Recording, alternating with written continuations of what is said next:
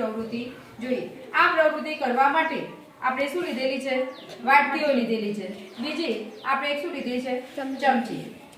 ત્યારબાદ દરેક વાટકીની અંદર અલગ અલગ કદનું આપણે શું નાખીશું? પાણી।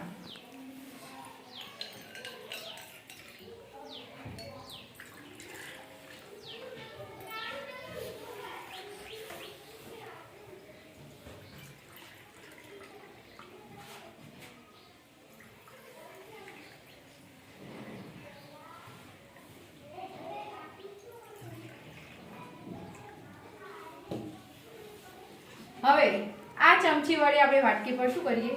પ્રહાર કરીએ।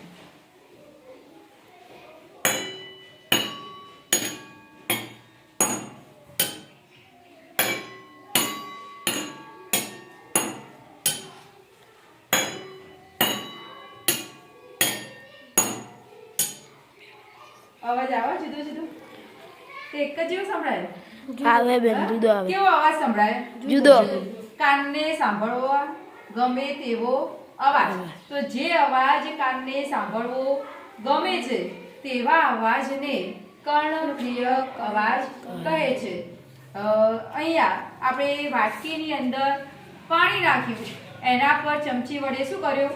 પ્રહાર કર્યો, જેના કારણે પાણીની અંદર શું ઉત્પન્ન થાય છે? તરંગો ઉત્પન્ન થાય છે, માટે એને શું કહેવાય? જલ તરંગો। બરાબર। અને ચમચીના કારણે શું થાય છે? કંપન અનુભવાય છે અને ધ્વનિ ઉત્પન્ન થાય છે।